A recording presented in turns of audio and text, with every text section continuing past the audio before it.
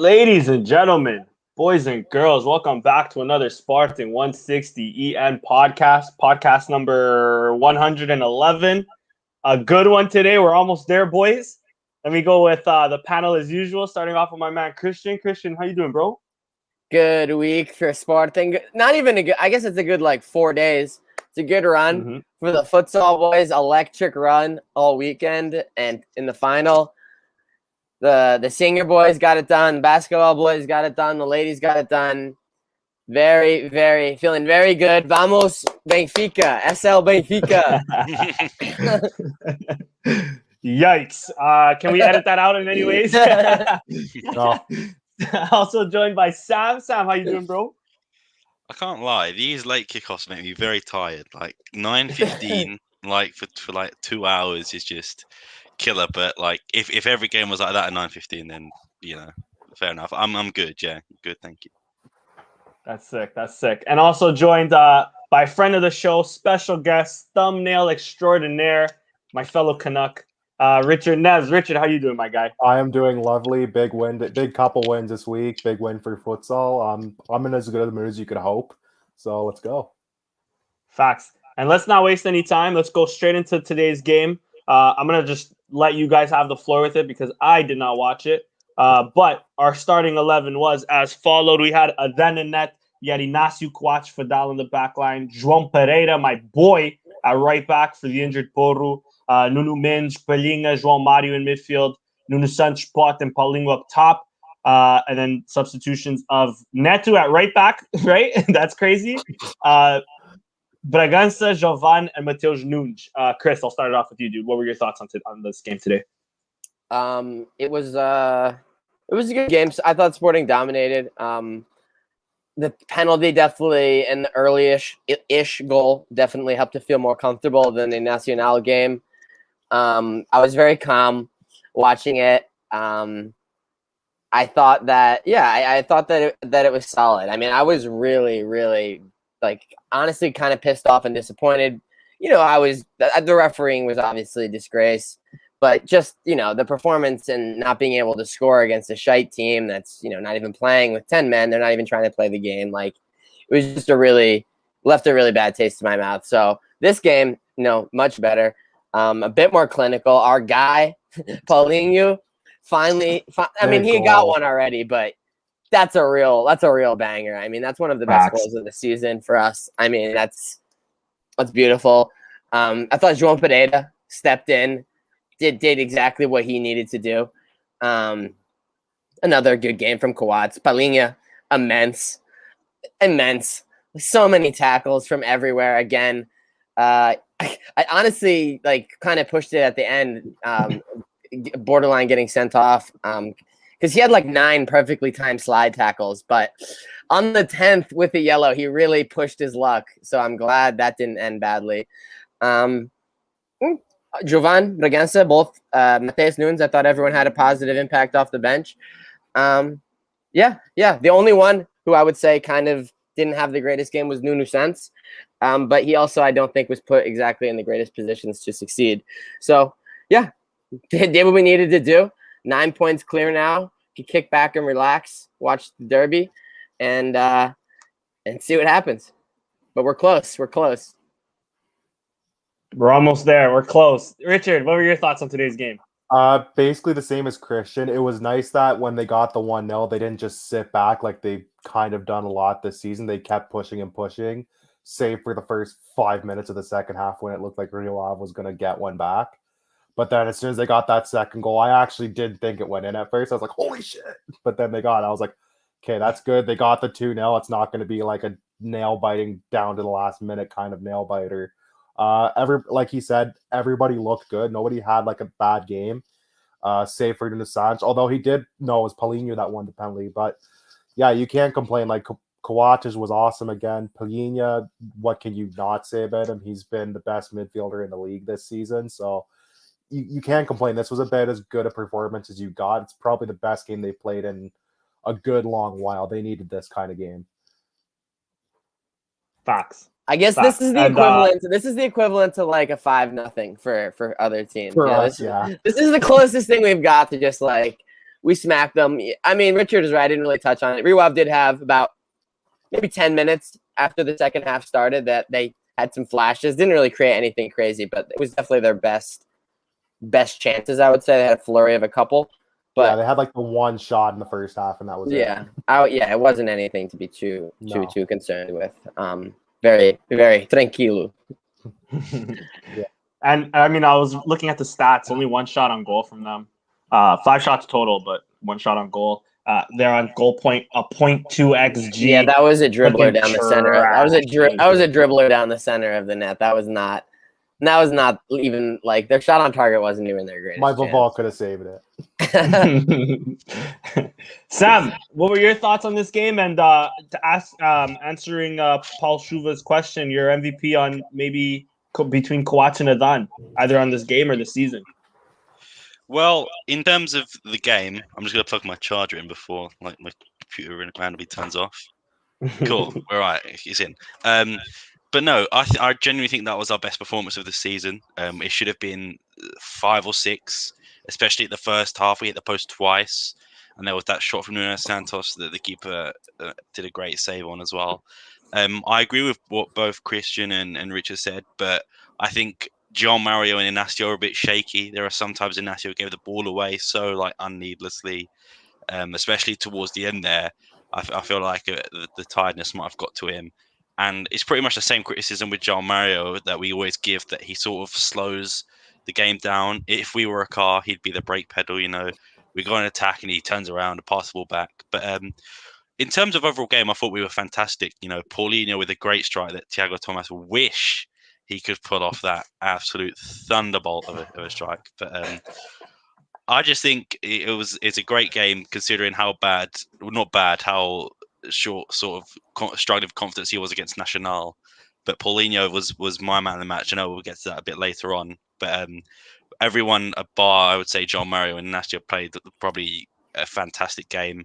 Should have been 5 or 6. Rewav, I literally do not remember them attacking. You said they had one shot on target, but I literally don't remember that. I couldn't name a player that I thought was good for them. They got 2 red cards off the bench as well. Makes a change for Amorim not getting one. Probably why he was crying. It's probably why he was crying. He lasted the whole 90 minutes for the last for once in his last 4 months. I mean, I'm no genius, but it strikes me that Tarantini being suspended for their next decisive game is not the smartest thing that he could have done. And honestly, I'm not gonna lie, the ref was taking a lot of chatter and not giving out yellows. Dude, Nuno Santos was you could hear it on the broadcast. Isto é uma vergonha, bro. That is exactly what Ruben Amorim in the referee's handbook or referee's description has gotten a red card for. Those exact words. Nuno Santos was screaming it, and you could hear it on the TV. And Verissimo just didn't do anything. So I was like, it's so inconsistent when they do and don't issue reds for for words. It's so random. And I guess Tarantini might have gotten unlucky, but he also could have just said some fucked up shit. I have no idea. Yeah, well, I think last year, I think he played against us, and I thought he was an absolute bitch. So I really don't like Tarantini.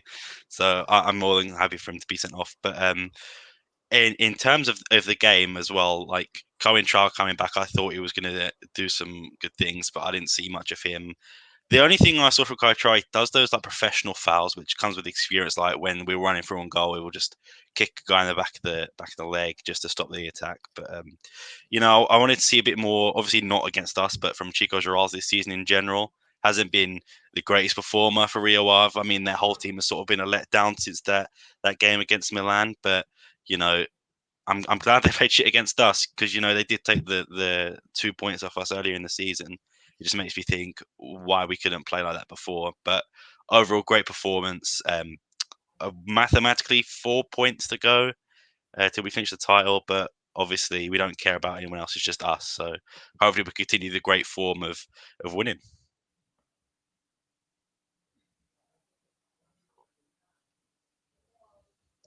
Facts. I think I'm back now. Can you guys hear me okay? Yeah. I was lagging a bit. Yeah, you're good. Sweet. I didn't watch the game, so I have nothing to comment on. Just my dad told me that Cointran was having an amazing game. I did see the moment between him and Amorim, which was pretty sick. He now had on the Twitter. best game out of the lot, but I mean that isn't really wasn't saying like that much. It wasn't like he lit the world on fire. It was an okay game. He ran a lot, to be fair to him. It was a solid. Yeah. He's out there giving it his all for his squad for sure. But yeah, they're just short a couple guys. They're not even that bad. I don't understand, dude. I guess they just draw every game and it's caught up to them in the end. Yeah. I think that's what it is. Mm-hmm. I feel like they have like 18 draws. And we were just talking about this before we went live. I mean, earlier this season they were playing. They went into penalties with AC Milan for the Europa League, which is just insane to see them now they're in this position. Of course, they're still out of the relegation zone, but it just matters on the Boavista result now because this loss can be huge for Rio Ave. I don't see them dropping into the the last and the second last position, the 18th and 17th. But that play-in is still dangerous because there's teams playing at a very high level in the second division.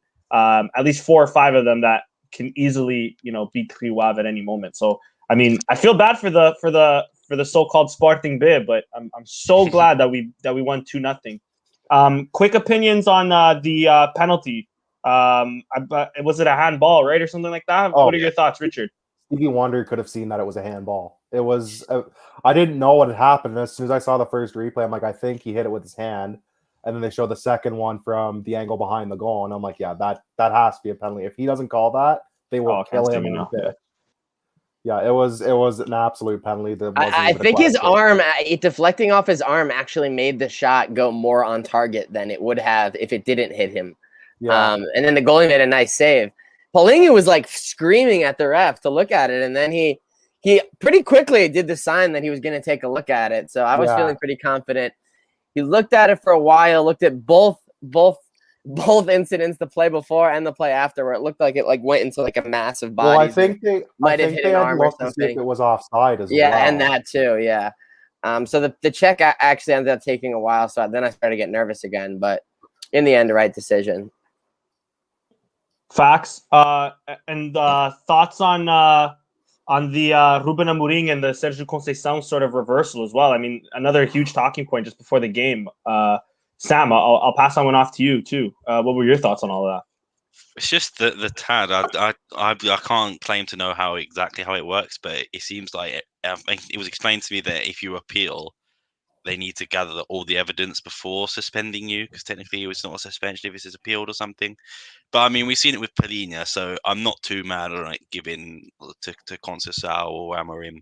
Like, I mean, if it's a rule for one, I guess it's got to be a rule for all. But I think next year it needs a revamp, because you wouldn't see that in the Premier League or any other league. Like, imagine in the Champions League, someone gets their 5th yellow card and you're just like, oh, sorry, but you've appealed it, so technically suspension doesn't count. The guy who got a 7-match ban for racism on Slavia Prague appeals it and then just keeps playing. Exactly. Yeah, it's just so dumb. But I can't be mad at it if it happened to us with Paulinho and we were given the leeway. So I've got no complaints, but it is just really stupid, to be fair. I think the timing of it was just dumb. We're the dumbest league in the history of leagues when it comes to this stuff. We don't know what we're doing. It's just incompetence. You could have just stopped the dumbest of leagues, and that it's true, though. No one knows what they're doing. And that's the thing. You could have sat there and said, "Oh, it's an agenda against us." There's no agenda against anybody. It's just they're that stupid, I think. Facts. Richard, here's your opportunity. You asked for 5 minutes uninterrupted if you want to shit on the league. To rip on the league. The floor is all yours, buddy. Going off of that, we're the dumbest league of all time. We do stupid stuff like that. We had the Paulinho case with the yellow. It's is he suspended? Is he not? It should have been done within a week. Should have been he's suspended. Okay, you appealed. We'll look at it. Okay, we've decided to uphold the suspension, reverse it. Done. I think it was. Which, by the way, I'm sorry to interrupt. Hold on. Is it resolved? I feel like it's we still don't know. We'll find out. It's still at any moment. I feel like it could drop, right? Because did anyone? He picked up his 7th yellow today. He just never served the suspension. It's not resolved. He's gonna sit a game next year. I don't fucking know. Did you see the ban for Guimaraes for? That's what I was gonna get into. That was last year. That was Was that 2 years ago or last year? I thought it was 2 years ago. Yeah, Either I think it was way, 2 like years ago too. that's 2 years too long to have had that done, and then we'll have them play in an empty stadium.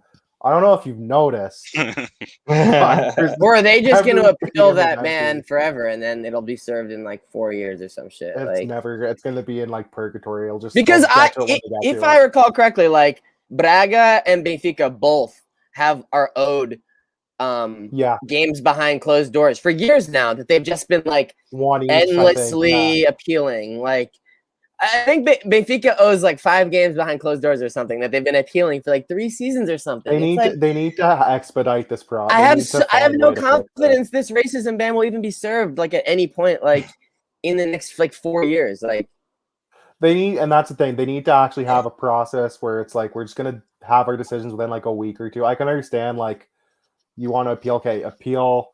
We'll go. We'll look at it. We'll gather the evidence, but it shouldn't take that fucking long. That is nonsense. Like you don't see. It's like Sam said. You wouldn't see this in the Premier League. You wouldn't even see this in MLS. Like we'll shit on MLS, and sometimes it's warranted. One thing you can't complain about is how they actually run the league and market the league. Like we are so far behind in every aspect. We had a chance to be ahead with VAR, but then like we do with everything, we half-assed it. And we're like, we'll kind of do it. And it still leads to the same nonsensical issues and wars in the press that we've always seen. Like nothing's ever going to get fixed as long as you have like the same people just handling these issues. Facts. I couldn't agree more. I can't really think of much else from this game, to be honest. I'm currently watching the highlights. I'm trying to think of more things. A question, Sam. I'll start with you. Is this our best performance of the season? You think, or at least in recent history? I think that's for sure. But recent history, yeah, I would say maybe the 4-0 against Guimarães is probably the best, just because of in terms of the actual scoreline. But like I said, there was no chance from Rio Ave. We were solid defensively.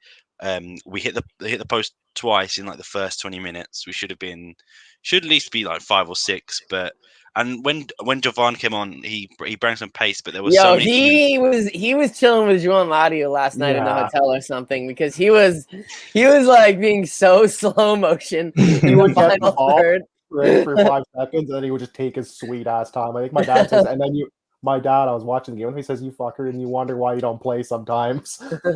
Yeah, he just ran it into their box and like just did like a little circle, ran back out, dribbles the goalie, then keeps dribbling, and then keeps dribbling, and then loses it. It's like it was so casual the way he was like acting. He was like in their 18. He did it like 3 times. But I still love him. He's good in my book, but like I don't know what he was on today. Yeah, we do love him, but at the end as well, like when Matheus Nunes came on, that one skill where he like said Cohen trail that way, and like when he was still sliding. But it was just like every single possession after Matheus Nunes came on, it was like they all wanted to give another person a goal. Like they'd have a clear opportunity to shoot, pass, clear opportunity to shoot, pass. And I get like it's the team chemistry, but I just want one of them to be selfish and just smack it from like Paulinho did. Like he could have like taken a touch and like waited for someone to get back, but no, he striked it and it went in. We need to see more of that. But I mean, you can't complain 2-0, but it really should have been 6 or 7. Paulinho did have a chance at the end, but he sailed it like out of the stadium. Had he taken a touch, maybe. Or Paulinho was wide open. I do say maybe he should have passed it that time. Yeah. The one time he didn't pass it, but he just oh well. Happens. Literally just seeing that highlight as we speak of it. Yeah, what a horrible shot. I'm telling you, Paulinho is due a banger because he keeps shooting those long range ones, and I was assuming something was playing in, but it's going to be like the goal next week to clinch the league or some nonsense. It's going to be Low-key could have had one today. Talking the one where it like bounced out to him and he just kind of sliced it. Yeah. Mm-hmm. Yeah, that was it. That had like semi-banger potential. I thought he was going to do a little better with that. And then my other question, because it was a big talking point, especially on Twitter, just before the game, and like Christian mentioned earlier, Nuno Santos didn't have the best game. Doesn't help the case now that Jovan, you guys are telling me, didn't also have the best game or kind of slowed it down. But is Jovan due a starting spot? Rich, I'll start with you, dude. Would you have at this moment, or for the next game, which is Boavista, if I'm not mistaken, would you have home? Would you have Jovan or Nuno Santos at that left wing position? Or Tiago Tomás, who's obviously injured. But I know I don't know if Sam he'll are be Get out of here with fit. your I- Tiago you Tomás and you and nonsense. Sam are like the. I'm just talking to the presidents of the Sam's the Tiago Tomás president. haters club. So Sam's I the just have president. to. I'm like the VP. Yeah, exactly. I don't know. That's a tough one. Like, Nuno Santos didn't have a good game today, but like neither did Jovan, like we said. I come down to a coin flip. Maybe I'd probably go with Nuno Santos. I think recency bias. Maybe I like Jovan better as the sub coming on with like 20 to 30 minutes. I think he brings the energy when it's needed. So for me, I'll go with Nuno Santos instead of familiarity. Sam, I'll ask all three of you guys, or I'll ask to the rest of the same question. Yeah, I mean, pretty much hit the nail on the head there. I think Jovan, I know it's probably not a great feeling as a player, but I think that's his role. Is just come off the bench when everyone's tired, and like he score a goal. But it's like like the NBA six man, you come on like where you play against the tired legs and you score. I mean, if the role's working, then I don't think there's any need to change it. But I do feel sorry for him because it's like no matter what he does when he comes on, Amorim's just like, no, it's Tiago Tomás or it's Nuno Santos or it's the batter, and Jovan's just there like, what do I have to do? Like he comes on and scores, assists, but like I mean, maybe that's just his role, unfortunately. I don't but think anybody would be mad if he started too. Like I wouldn't be upset if he's got the nod the next game. Yeah, exactly. There's nothing to say he doesn't deserve it, but I think that's just his role is just going to be off the bench, and I think for him, obviously, I think that's really upsetting for him, but for us, it's like, fuck it, it works. How about you, Christian? Jordan's asking what we're smoking. I don't think he had like a terrible game. I just thought that he could have like had more quality in the final third to put like a dagger in them with like the third, fourth goal, and he was like weirdly casual with it. I thought he was average. I didn't think it was like so bad. So I'm not smoking that crazy as shit. but yeah, I agree. Nuno Santos and Jovan is a super sub. Yeah, I didn't watch today, but I agree. I mean, it's working. Like, why fix what isn't broken? Yeah. MVP, man of the match for you guys. How about I'll start with you first, Rich. I'm gonna give it to either Paulinho or Pedro Gonçalves. I'll give it to Paulinho just because that goal was worth the price of admission. That was such a good goal, and he didn't look bad. Like he had a couple couple chances. He helped set up a couple more chances, so I can't complain. This was the best game he's looked in since I think the other game when he got a goal. But yeah, I'll go with Paulinho for today. Fair enough. How about you, Sam? Bro, I've got to do it. I've got to go with Paulinho. Yeah, my guy. Like, I when he came in, I think I said here that I think it's good value for money. I know he's not been great at the start, but if that's the goal that potentially like wins us like the league, or like he scores next week and it wins us the league, then fuck it, pay 150 million for him because I think that's as be as cheesy as it is, it's like priceless. If he's scoring these and like they're crucial goals, fuck it. But yeah, man of the match goes to Paulinho, I think. But again, a great performance by everyone, but Paulinho edged it for me. And Chris? Yeah, I agree. Paulinho also, who had, probably like 14 tackles or something like that, if you go back and look at it. Immense, like per usual. The thing about Paulinho that I still think that he's missing, it's like, maybe it's like chemistry with his teammates or something, because I feel like he's like making the wrong run and then the ball goes to where the other run he could have made, or like he stops his run and starts it and then they play it, so it's like once he starts going again it's gone too far. Like it was happening kind of a bunch in the first 30 minutes where it seemed like he was just off a little bit with his link up play. Like they weren't on the same page, so maybe that'll come with time, but like there's still a long way to go for him. But I'm glad that he was able to get a banger, seal the game for us, and also defensive work rate, couple tackles. Like he did a lot of stuff today. Fair enough. I think it's I'm gonna stop watching games so that he can actually step up, because that's for sure what it had to do with. Before we get on to the Nacional game and Twitter questions, Richard, in good old Sporting160EN fashion. We're gonna put you on the hot seat. Let's go. I'm gonna ask the first question Steph always asks when we do this. By the way, Steph is coming soon. Just want to throw that out there. Coming soon to not this podcast, but maybe a soon. How long have you been a Sportingista, and what's your first memory of? How many times have you been at Avalad? I've not been to Avalad.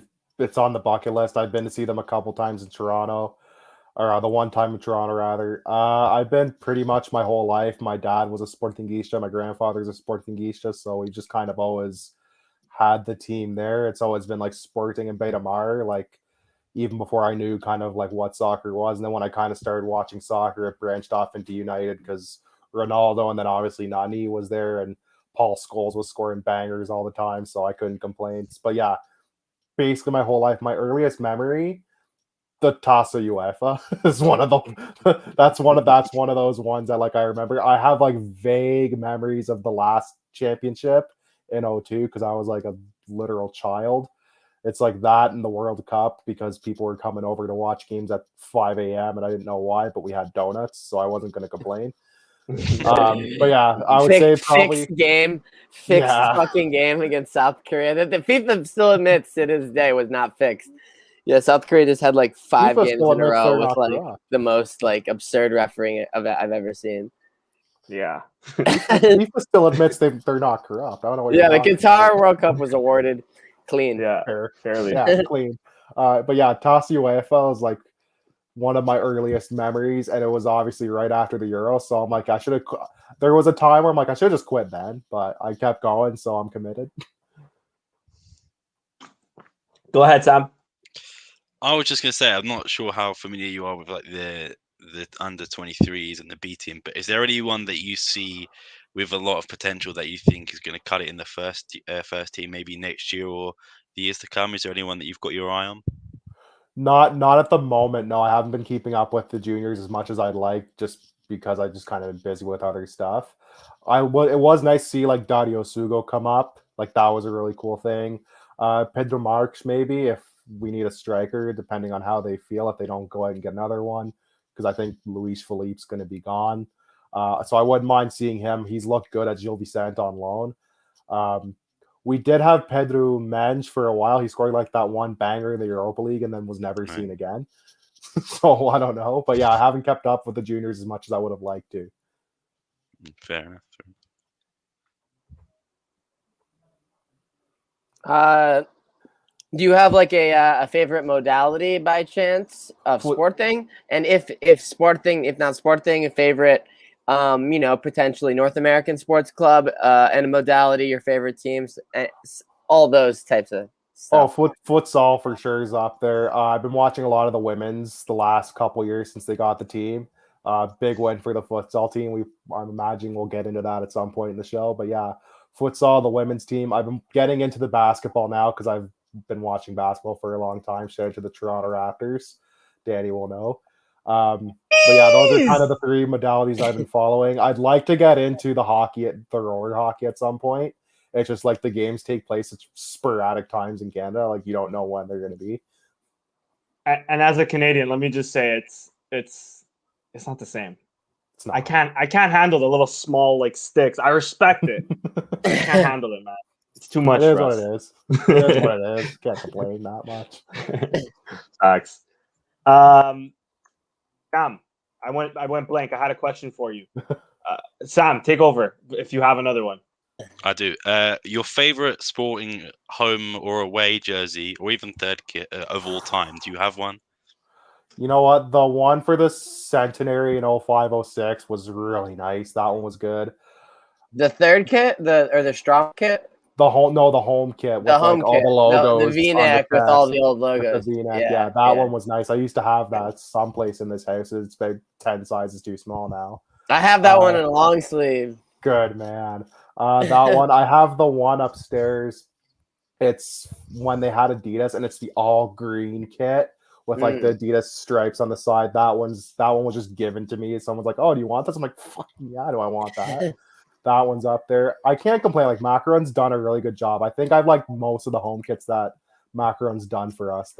There's been no bad kid. Puma had some shockers for a while, so I don't know. I think my favorite Macaron one was probably the one with the old school crest with just the line and SCP, not the stripes. That one I think for me is the best home kit. That was so nice. Same. And because we won the toss and the toss of the Liga in a season, we didn't expect anything to happen. So that one had some sentimental value to me. Facts. My question was your favorite ever all-time Sporting player. Oh, Cinema Pongal. I'm going to kick this guy out of this fucking... No, that's a tough one. Nani would be up. It's between like Nani and Bruno and maybe Ricardo, the goalie, because I was a goalie, which is an odd choice to put in there with those two. But yeah, I would say probably Nani or Bruno Fernandes. Those are kind of the two. Bruno dragged that team. I would have loved to see what he could do with a team like we have this season, because that dude would have like 60 goals by now. We should sign him for the Champions League next year. We'll swap Mosh and Paulinho for him. Yeah, we should link that article about him being compared to Ronaldo and say, "Yo, this is actually a good deal for you guys." Like, well, Ronaldo's coming back too, according to plus we're getting the actual Ronaldo back. The stars are all aligning. We're getting the Nike sponsorship. He's going to be the Jovan guy. That's going to be a crazy Jovan to have off the bench, like for the last 30 minutes. You put Ronaldo. You think Ronaldo coming off the bench? Man. I mean, there's no way he's starting ahead of Tiago Tomás, who's still going to be in the team in 2 years. All right, Sam and Rich? Like, what am I saying? Any question from you, Chris? Nah, I think I'm good. Yeah. Any lingering ones with you, Sam? No, we will take him off the hot seat for now. Okay. I agree. That seat's cooled off now. Let me pull up the Twitter questions real quick, and we'll go through everybody what everybody said on Twitter. Starting off with Sid, who's in the chat with us. He says, "Yeah, baby, fuck me. This is Sporting. I love watching. I love watching play. Is it me or am I seeing Sporting players in black and green and white? And what we going for tomorrow? Oh, yeah, not a tie. Not a tie. A win. Benfica win. This is the only time I think you're going to see Sporting fans actively hoping for Benfica to have some success. You guys are stressing me out, man. I'm just saying the math check. I ran the numbers. My Vavor ran the numbers. My dad ran the numbers. The math checks out. It helps us. I'm not going to complain. Oh, yeah. It helps us a lot. Sam, how about you, bro? You're a little quiet over there. I mean, anything but a Porto win is fine with me. Yeah. Honestly, I know. Obviously, I'd want Benfica to win. If Porto wins, the party's going to cool down a little bit. Back to reality a little bit. We're dancing a little bit because we have 9 points and we're sleeping with 9 points. But if Porto just wins tomorrow and we're back to 6 again, it'll be like, oh shit, 3 games, 6 points back. Like we're back. But even if they tie 8 points, we're going to be feeling pretty. And they played before us on the Monday too. Keep in mind, we played Tuesday against Boavista. They played the Monday against Ferenc. Yeah. So we could even. I'm not going to get. They could be 3. They could be 3. They could already be champions by then if they hypothetically lost both games. True. Or if they won both, they could be 3, and then this is all back on until the last game of the season. Literally the next game in the next few days with Porto basically decides the championship probably. The thing is, as well, because Braga drew today, I don't think Benfica have that much to play for, really. Like, they have no really opportunity. They're out of the title. Unless they win tomorrow, then second is back on, and that's automatic entry, Oh, okay, yeah, that does make sense. But I was just going to say as well, if you remember the Supertassa earlier, but Benfica were outplayed by Porto, I thought. So, I mean, even they were lucky to draw in the league as well, but, I mean... A draw does nothing for Benfica, though. I'll say, a draw does nothing for Benfica's second place aspirations. They need to win. Yeah. I'm not going to go ahead and sing Benfica like Chris. I'm not going to go that far. Every fiber of my being. But I'll do anything. I'll do anything, man. Because I know if it comes down to it, like we could still fucking choke against Maritimo or something. So I just want it to be resolved by way of someone else, you know? Yeah. Fair enough. Keep in mind too, like heading into the game tomorrow, Porto's not looked that great the last like month. Like they've been scraping by too. So for me, it's more of a toss up because Benfica kind of turned it on, and they had the nightmare game against Gil Vicente, which I laughed at the time. But neither team, it's more of a toss to me because Porto's kind of scraped by a couple games. Benfica is going to be, like Christian said, they're going to be pushing for the second Champions League spot because it's automatic. And they know they're out of the title race because Sporting can't finish lower than second. So I expect Benfica to come out relatively motivated, I would think. George Jesus said he was going to bring the title back to Sporting. The irony. Come on, man. The irony, if they walk into the Stadio de Luz as champions and Jorge Jesus has to watch on because he wasted 3 great Sporting teams, and then they can lift the trophy against or we beat Boavista. Or we beat Boavista and shithouse a draw and still have an on the pitch party at the Luz. Yeah.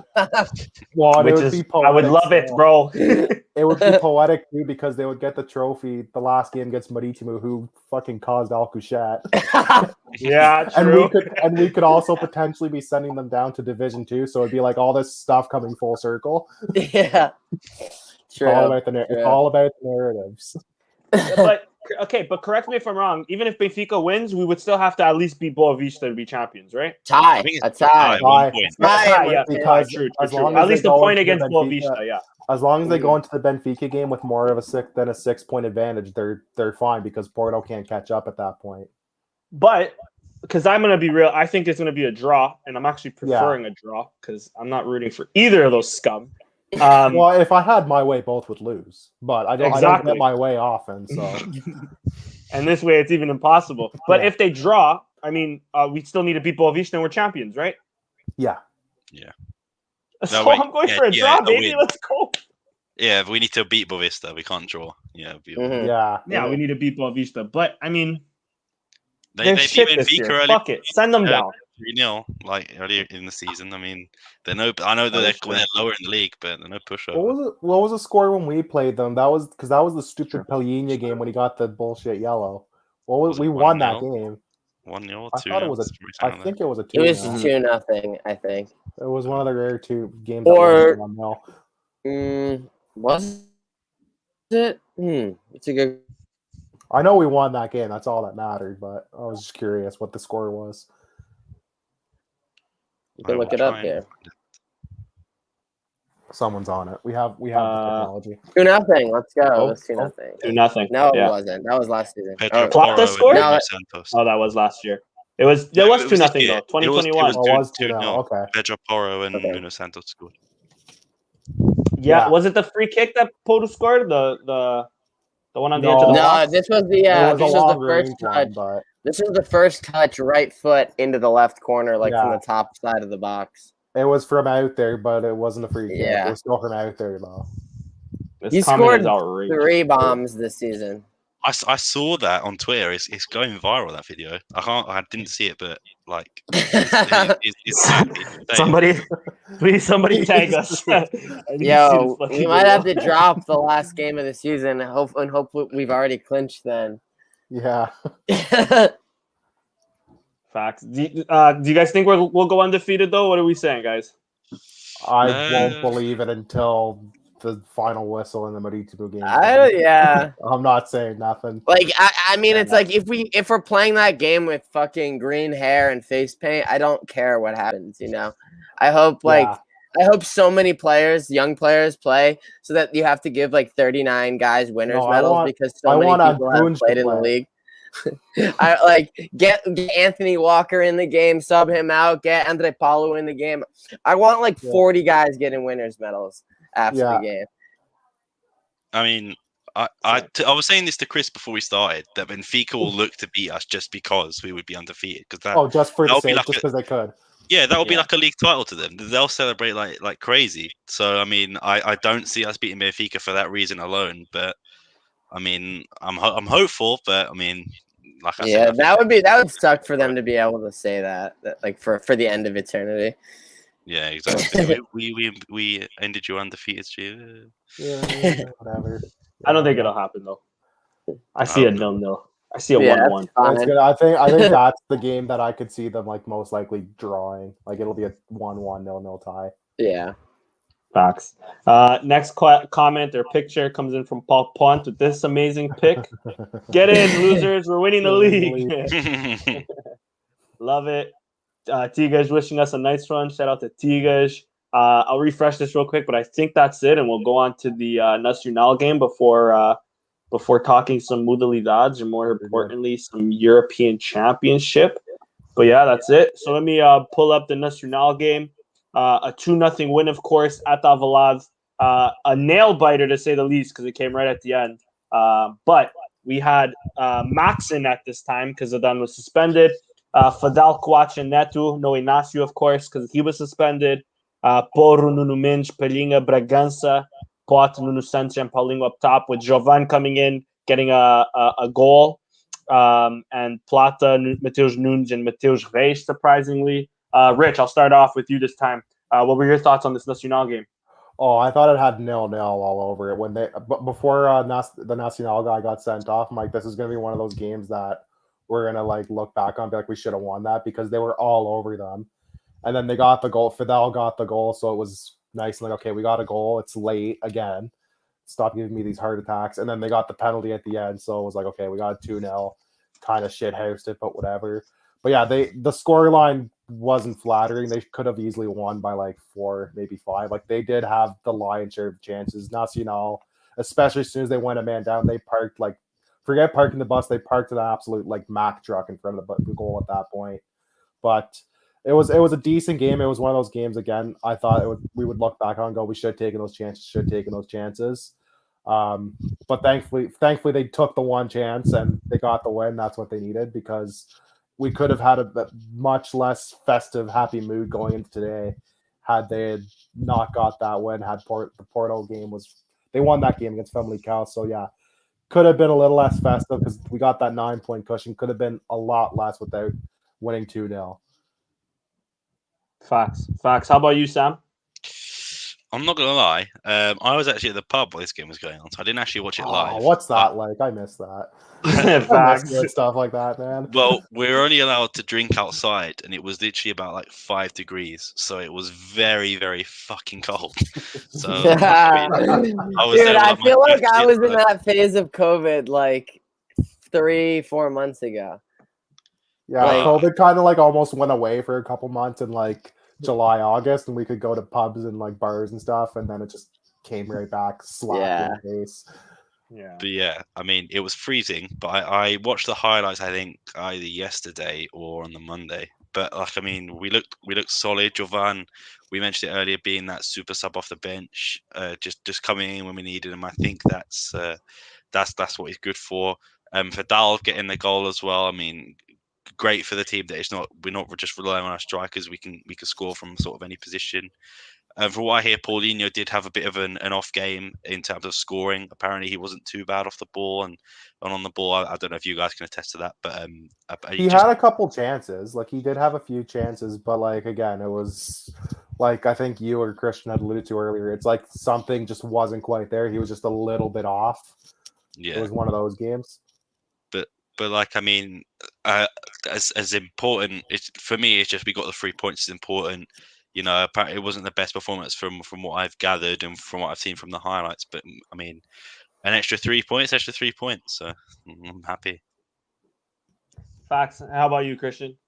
Yeah, I mean, Nacional. This is the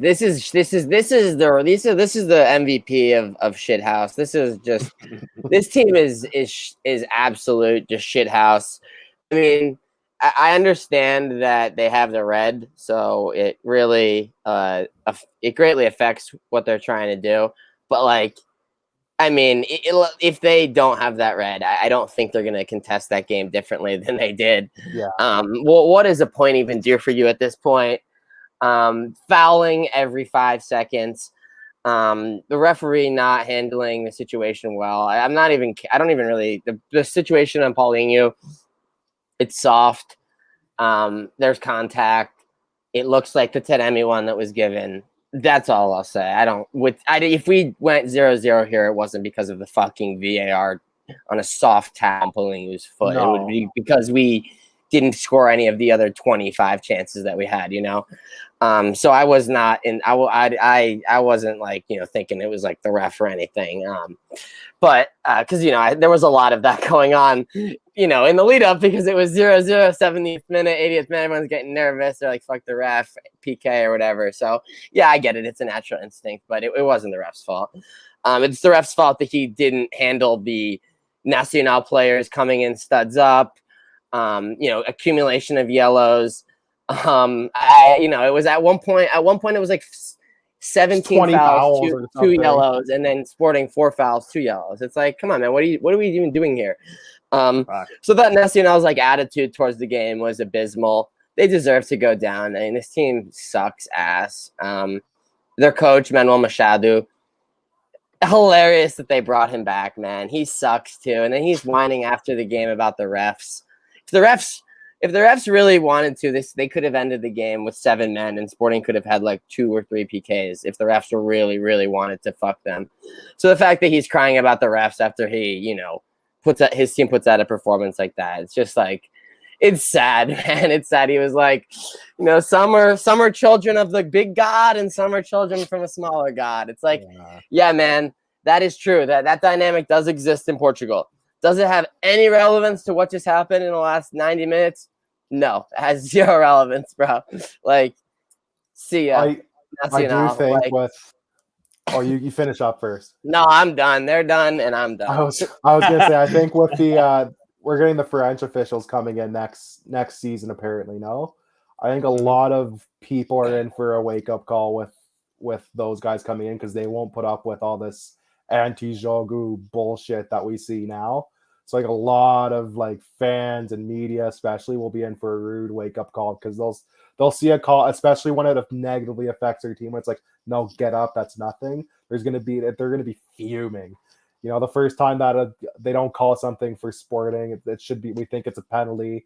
Or there's a couple of refs in Portugal that did this a little bit this year, but it's not. It's not all of them. It's definitely not all of them. Yeah, it's a couple. The second it negatively affects like your team, a call or non-call, they're gonna just tear these refs a new one, and I'll feel bad for him because like, no, this is how it's supposed to be. There might be a 1-year program because the French refs are just like, yo, this ain't worth it to be involved with this. Oh,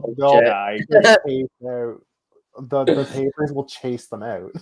They will not put up with that because all the Portuguese fans bitch and moan about the officials.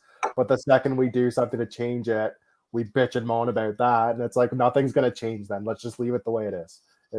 Be content. Shut up and like it then. At least hopefully the only thing I cannot see it being worse because like in theory, like they can't possibly be entrenched in like the world of octopus and Portuguese football, right? Because they're just French guys. They're guys that live in France, maybe not only speak Portuguese. Like, it can't possibly be worse if you take some of that aspect out of it. So let's see how it goes. The way I see it is the only way to go is up. Like, you can't get much worse than what we got. We have like the dregs of society when it comes to refs. As we've seen Artur Soares Dias in the Europa League giving a penalty for Arsenal just for nothing. Because he could. Exactly. Nothing else really to talk about this game. I mean, fair second yellow, I think we would all agree. Clear penalty on Jovan. I don't know if anybody has anything against that. It's honestly softer. And the guy takes him down. It's softer than it looks than it looked in real time, but he touched his foot somewhat. So yeah, it's a good call. But yeah, it looked worse in real time. Jovan kind of sold it well, and then almost skied the PK. By the way, the first half second, I thought he skied it, bar down. So literally, that's the limit of how high you could hit it. So any higher, he would have been David Beckham in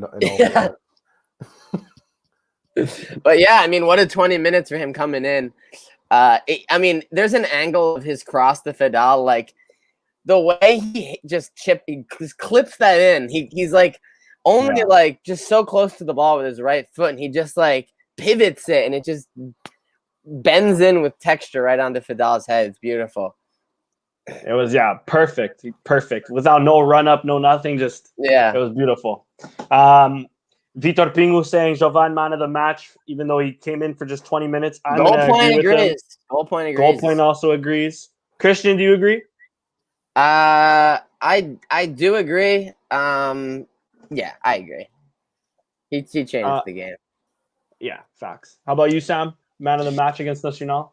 Yeah, it's got to be Jovan, just because of the penalty and the assist. I don't think there was anyone else that came close. Maybe Bar. Is that who's the second man of the match there? Is it Coates? Coates. Or no, sorry, Fidal, I guess, for getting the Fidal goal. or Porro, Porro's 7.3, Fidal 7.0, so you can make a case for either. Yeah, I think I'll stick with Jovan though. I think there's no point. Jovan was the man of the match. Yeah, it's fair enough. Jovan. How about you, Rich? It's Jovan. Like, you could see as soon as he came on too, like the team looked different. They had a bit more pace to them. They were pressing a lot more. He set up the opening goal, won the penalty, and then scored the penalty. I mean, there's not much else to say. It was about as much as you can hope. You could hope for more in a substitute at that point, unless you scored like a hat trick. But like, I'm not going to complain. Yeah, I'm going to agree. But a special mention to Max, who apparently, according to Wabala, could have played his last game. He did look good, and he got that good save off the one time he was called into action. Save. Yeah, I mean, that could have been sketchy, right? Because if he mistimes that at all, it's a PK and potentially being down 1-0. The shithouse boys have already packed it in, but now they're going to pack it in to an extreme level. That would have been catastrophic. I hope we don't get rid of him. I like Max. I do too, but I do understand, at least not sell him. I understand the loan. Like, we're going to play at that next season, right? He deserves to stay at least another season or two. I mean, I understand loaning him out. Don't sell him. Because I think if you sell him, then like in a season or two, whenever Adan's gone, you're going to be like, oh, damn, we should have maybe kept Max. So I think you do need to look like short term. You got to think long term ahead. And like people said, I think it was Sam who said, like, I know we had like some issues with Patricio when he started, but eventually he kind of found it. He turned into what he was. Like, I think Max has all the potential to be the same kind of goalie to be long term. So don't sell him, is my opinion. I think there's a solution to keep him somehow. I agree. The only other thing, we kind of touched on it before modalidades, I was going to ask you guys to gauge the Ronaldo rumors if he's coming at 40. We kind of touched it, so I don't know. I don't buy it though, but I don't know if you guys. I've got my jersey on standby. What are you talking about, dude? Is it right? It came from Record. You're crazy. You're sick. Record's basically the Sporting journal. That is true. That's the. They dropped during the seats at Alvalade. They dropped Ronaldo. Big week for Record. Nah, here's the thing. I feel like a lot of this. So this is just a general media problem, right? Someone reports a story sketchily, and then other outlets re-report the story from the original sketchy scores, and then you see, like, Record has the story, Oshogo has the story, Abola has the story, Mais Football, TVE, everyone's got the story. It's legit.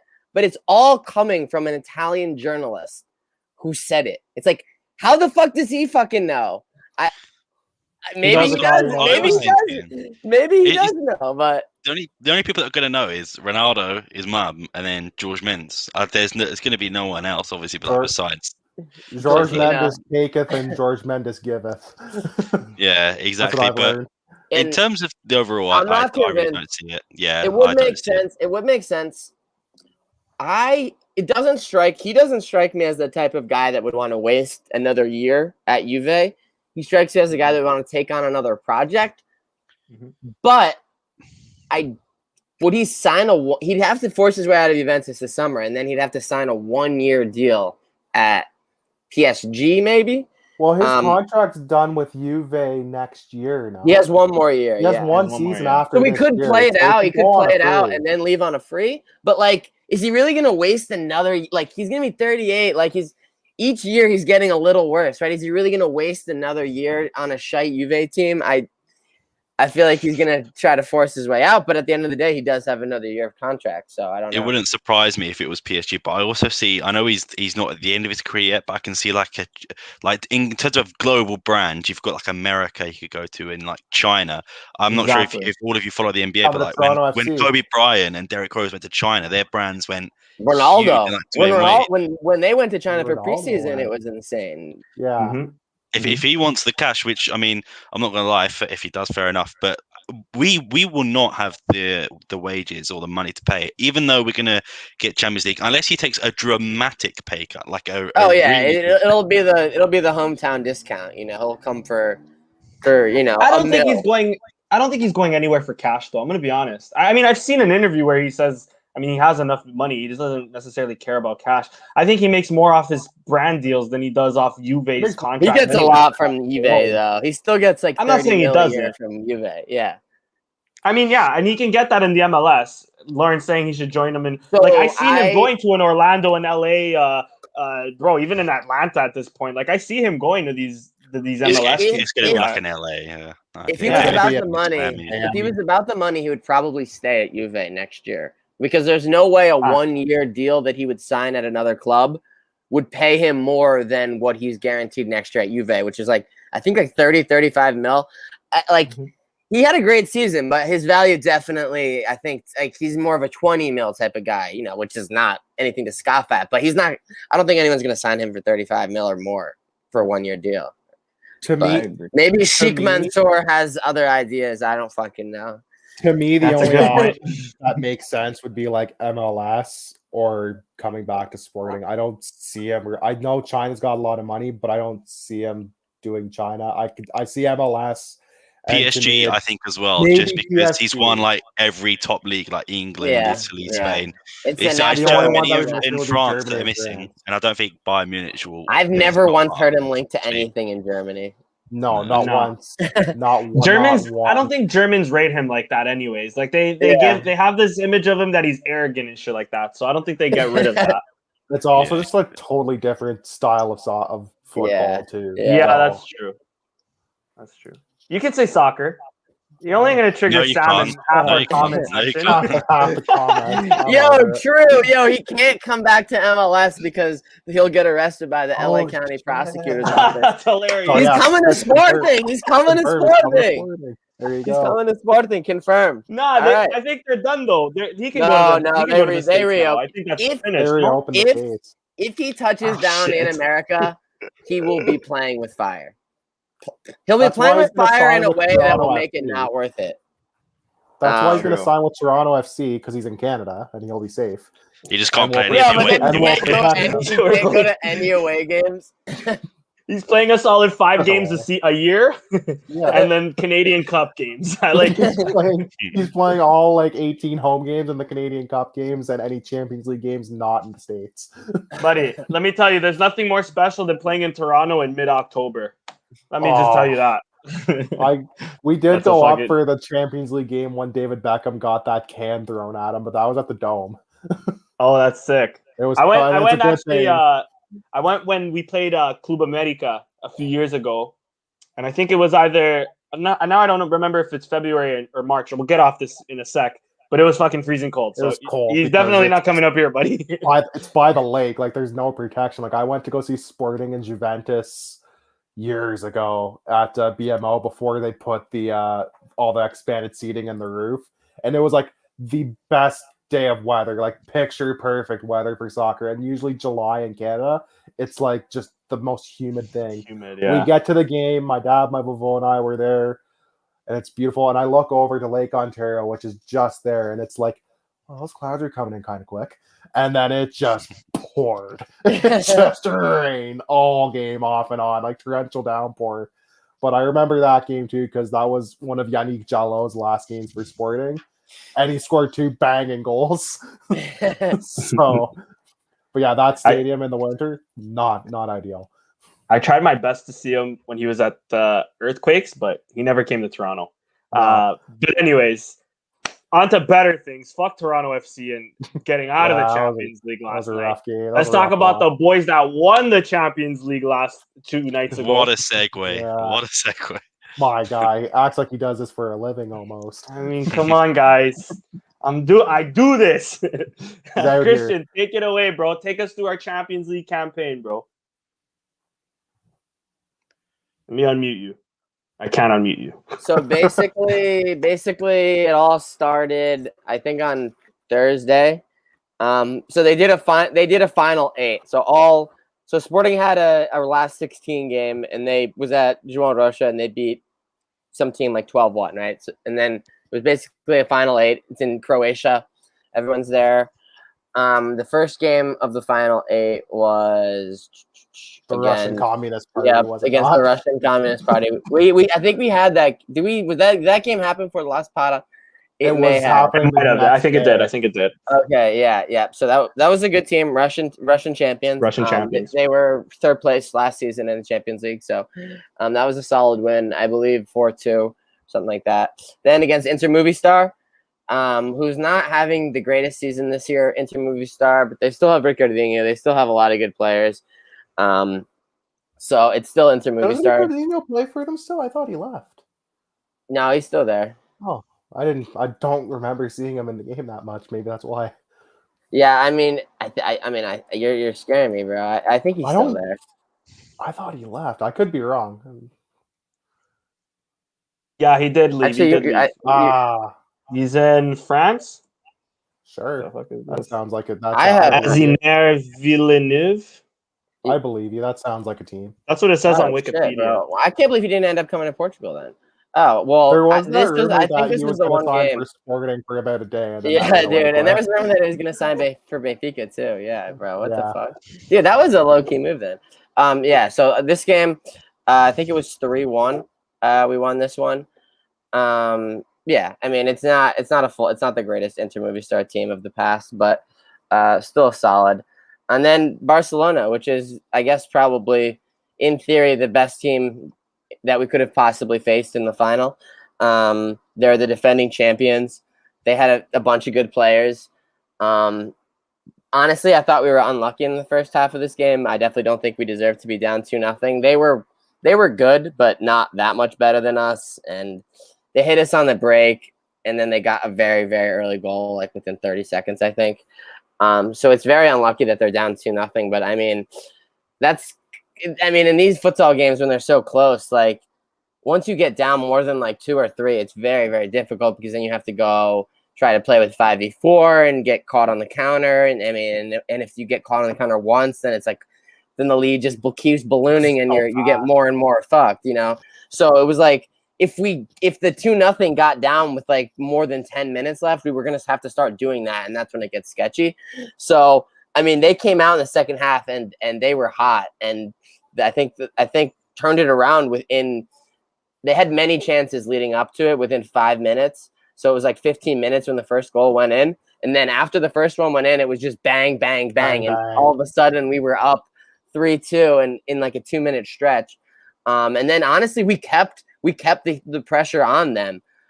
Even after we scored the third goal, we didn't just like drop back and then it was just waves of pressure hoping to not concede. We kept the pressure on them all the way probably until there was about 5 minutes left.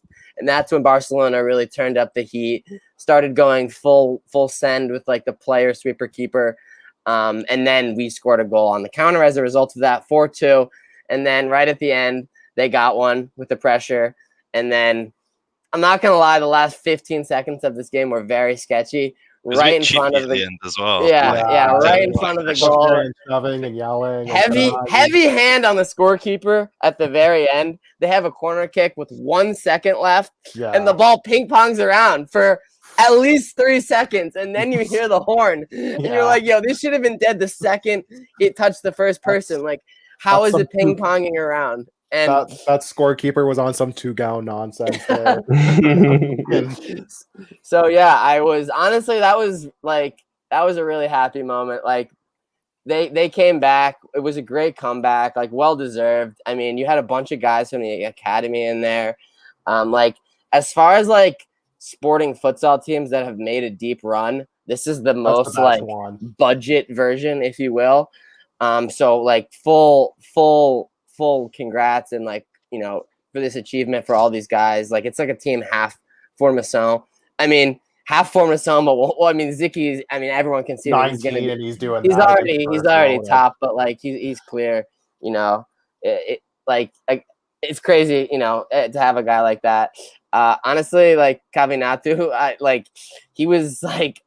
No, I don't know if anyone really talked about it, but like in the final, I thought he was so fucking bad. But it does not matter; it'll be forgotten in history.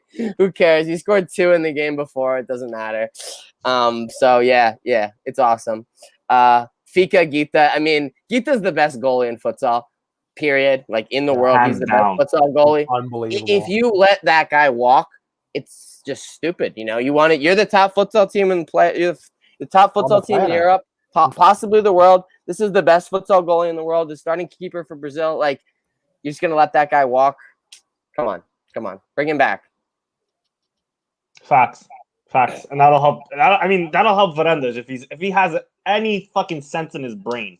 That'll help him get reelected. The next 8 months for Varandas is huge for reelection because this will make or break him and a lot of people. He has a chance to turn a lot. He's got maybe the league title. We'll find out. He's gonna do the seats, and there'll be right before. There'll be a big announcement. The seats are finished, right? That'll be a big boost. He wants to do the gap, which is helping. If he mismanages the team, pisses off players, messes up the finances, he's screwed. So the next 8 months for him is going to be huge. Facts.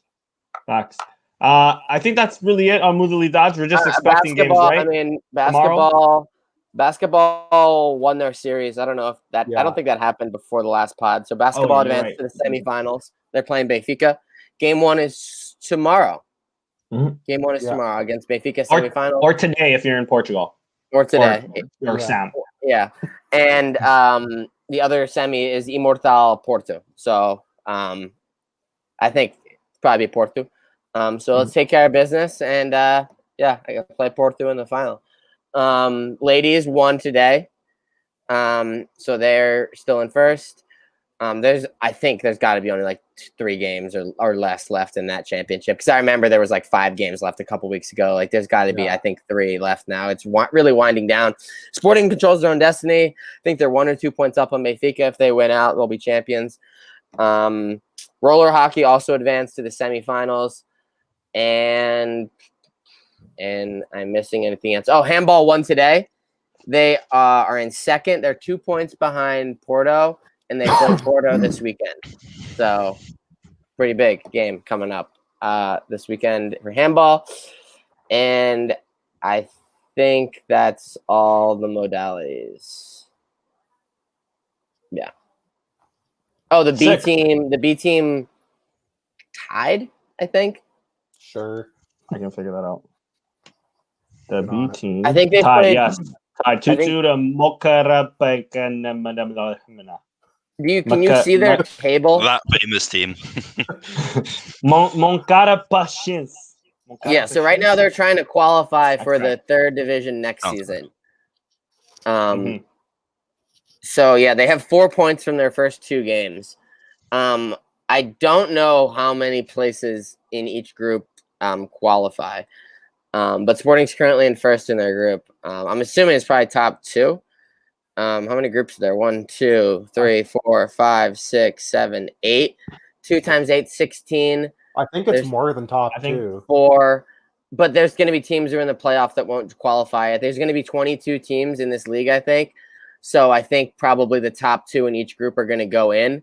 And then the 6 teams that don't qualify for the 2nd division from the playoff are going to drop into this. And that's how you're going to get to 22 for next season. And then the teams that are already out and then didn't qualify for this or the playoff, and the teams that finish in the bottom 2 in each of these groups are going to be in the 4th division next year. So honestly, if the B team doesn't finish in the top 2 and goes to the 4th next year and isn't in the League of 3 for next year, that would suck. So they just missed the playoff for the Segunda Liga. So if they don't get the 3rd, that would be a tough pill to swallow. But then we'll find out how Beta Mar felt a couple weeks ago. Seriously. Facts, bastards. All right, guys, I'm going to ask for 2 score predictions. One's for tomorrow, 1:30 Eastern. What is that? 7:30 for Sam. Wait, the game's at 1 Horrible o'clock. timing. Game's at I can't believe they have a classic No, or 6:30 for me. 6:30. Sorry, I can't do math. What? So I'm just gonna have to watch that on my phone while I'm like driving around tomorrow. I Okay. can't even watch that. I'm unemployed. I can watch as much football as I Let's want. fucking right go. now. I'm at home. I can watch it. So, Rich, what is your score prediction? Benfica versus Porto.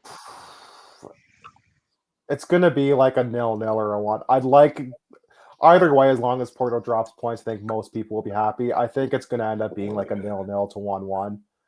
I think I don't see Porto rolling over for Benfica. I don't see Benfica rolling over for Porto. They're going to kind of be at a stalemate, I think. It might be like a last minute goal by one or the other. Call me crazy. We've seen that happen, a gajillion times.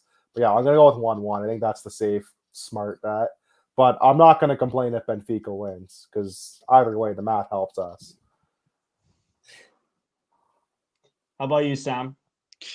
I'm telling you, right? 1-0 Benfica, 95th minute, Otamendi header. That would be amazing. I would love it. That's my prediction. As the kids say, absolute scenes. Yeah, things you love to see. That's my prediction. I would love it. How about you, Christian? Everton masterclass incoming. 2 assists. 1 assist to Seferovic and the other to Rafa. The Seferovic goal is going to kind of be shitty because it's going to push him ahead of Gonçalves, but it's going to have to be a wound we're willing to take for the greater good. 2-0 Benfica win. I'm going to go with a 2-2 for the greater good. And even though the greater good, I guess, would be Benfica winning. But, yeah, I don't want Benfica to have any sort of confidence, guys. That's where my mind is at. Because if they beat Porto this year, that confidence is going on to next year, And then the next prediction preview that we're going to go through is Boavista. Boavista obviously play on Friday against Tondela. But before, the match, that they recently played, what I'm trying to say, a 3-3 thriller against Santa Clara. That Boavista kind of let 3 points slip away at that point. So, of course, we have to wait and see what they do against Tondela at home. But that's our next game. Thoughts on this game? I'm going to go with a comfortable, not a comfortable, but a 2-0 win for Sporting. Nothing about this team is ever comfortable, first of all. That is very true. You're not wrong. You're not wrong. No. How about you, Rich? I'll go with 2-0. I think they might get a goal either half. I think they'll be, regardless of what happens, especially if, depending on the results of the Porto games that get played before, they're going to go into it wanting to just get it done and over with, I think. Because I think if it's not closed by the Benfica game, they're going to fucking panic. And we know this team doesn't do well historically when we panic. So I think regardless, they're going to go into that going, let's just win and do what we need to do now. So 2-0. How about you, Sam? I'm just trying to think with the maths. So in 15-16, when we came second, was it 82 points we had? Was it 83? 82. 82. I think it was 84 because I think Benfica had 86. No, yeah, actually, you're right. It was 86 and 84. So if we win the next game, we go to 82. Okay, so never mind. I don't know where I was going with that anyway. But I think if we play like we did today, then I don't see why I can't be 3 or 4. Honestly, I know you said obviously the 3-3 thriller with Boavista, but apart from that game against Benfica, I've not been impressed. That they got a good talent in Angel Gomez, Reggie Cannon. I really like as well, but I think it's going to be a 3 or 4-0. Hopefully, Paulinho gets on the score sheet. I'll go 3-0, Paulinho with 1, and Pot with 2. Last but not least, Christian, what are you saying about this game? A 1-0 win in the last 10 minutes that wins us the title. Ay, meu Deus. And that's all, and that'll be it. It'll be over. I would jump through the ceiling, but also I would probably die of a heart attack at the same time. And I mean, we could in theory not have to wait until after. Well, actually, they will have played before us, as you said earlier. They play right? Monday, we play Tuesday. So depending on their game. I don't want to win from the couch. That's the thing too, either. So I definitely want to win. It'll be like when Leicester won the league. Like it was awesome, but it would have been better if they just did it in the stadium as opposed to watching at Jamie Vardy's house. But like a Ryan Gould goal to win us the league is justice. I'd love it, to be fair. That's true too. I mean, yeah, but I'm with Christian though. 19 years of waiting. Let me knock on wood because it's not done yet. But we have to play a game, win it, and then win the league. Yeah, I think. Anyways, that's the end of the pod, Richard. I wanna thank you again for joining us. Thank you for the thumbnails, of course, as well. Everybody, if you haven't already, follow Richard on Twitter. It's, I believe, at Richard_S_Nevj. And 7. And 7. 7 spelled backwards. I have one story I want to tell because it's got a bit of a sporting connection. It's Betamar's story, but it's got a sporting. Okay, so Betamar, when they won the toss in 99, I was like a little baby. But my vovô went to the game. He flew out. He left my vovô back here in Kingston in Canada. He said, I'm going to the Final de Taça. My grandmother's, yeah, like hell. He's packing his bag. Where are you going? I'm going to Portugal to watch a game. What do you mean? I'm trash. She's like, what do you mean? He goes, your son's taking me to the airport like tomorrow. So he goes, but he knew a bunch of people working for the team at the time, including the equipment manager. So whatever, game happens, they win. He says it's the happiest day of his life. I believe him. He's getting ready to come back home. Equipment manager calls him. The kit man says, I have something to give to you, to give to your son. He goes, okay, what is it? Remember Marco Caneda? Played for Sporting. He was on loan from Sporting that season, so he was a Sporting guy on Prestige. He scored a banger in the Champions League. That's against Inter. I remember that. I watched that game. I think he just signed for a team at like 14 years old. He's playing in Portugal. He's playing in like the Distritais. And it's the same team with Evolve. No, I can't remember who it is. Evolve. Is it Evolve? Right. Is it Evolve or Elias Jefferson? Because there's a bunch of them I think that are playing there. Yeah, maybe. So goes to see the equipment manager, gives him this plastic grocery bag, and it's tied up. He says, here you go. This is to give to your son. He goes, what is it? He goes, don't open it. Don't look at it. Just take it home with you. Open it when you get back to Canada. So we have hanging up in the wall outside of this room Marco Caneda's game-used substitute jersey from the Final de Taça. And this was before they had like multiple shirts for a game. Yeah. So it's his only shirt that he has from that game. That's so crazy. We have it hanging up outside of my room right now, like literally in the wall adjacent to me. You got to post that on Twitter so we can see. I'll take a picture and that's good. What brand? Like what brand? I have no clue what brand. I couldn't tell you. It looks like one of the most obscure things I've ever seen in my life. Was this even in the era where they would do like separate patches for each tournament? No, they still had like the league patch, and they had a Mar crest with like the bird, and it has like the new crest on the shoulders. Like it's really obscure looking. They played Campo Muriense in the final. They won. Who was in the first division at the time? Who fucking knew? What happened to them now? So and actually they were playing a game against Sporting was playing a game in Toronto years ago. I didn't go against Santos from Brazil, and my dad was going to bring that shirt because he knew like, it's just kind of a nothing game in the middle of winter. They'll sign autographs for fans. He was going to bring that shirt to get Canada to sign it, but he thought better not because he might see that and want it back. So we didn't get a sign. But we have it hanging up like outside of this room right now that I'm in. Yo, Ferry Faye was in that Betamar team, who's now like a dirigent for Boavista. And also Boavista legend. Like that was a decent team for what I can recall looking back at like something. I was too young. But like looking at the players, like, that guy was good. That guy was good. Shit, what happened? No, that was like the best years of Betamar's life, bro. Yeah, as a fellow Averense, man. Good man. Some good times. Man. Anyways, again, bro, we appreciate you for coming on, bro. Sid, I am not going to celebrate at the Casa de Benfica. It's actually closed. Too far. and- Everything's closed. I don't know if he must not live in Canada. But yeah, shout out to everybody in the chat. So many comments today. I'm not going to go through all of it, but appreciate every single one of you legends. Shout out to everybody that sent in Twitter questions as well. Of course, follow us on Twitter, Sporting160_EN. You guys know the vibe. YouTube, Facebook, all of that, Sporting160EN. Guys, we're almost fucking there. Let's hope next podcast I'm out here popping fucking champagne. I actually have champagne in my fucking fridge waiting. Just And a believe couple more me, heart attacks to go. knock on wood, I'm fucking popping that shit and getting blistered drunk with you guys. I don't know if that's a word, but I'm getting hyped, man. It's a I'm getting thing. fucking hyped. Yeah, man.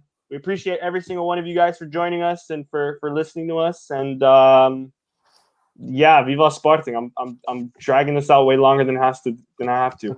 Viva!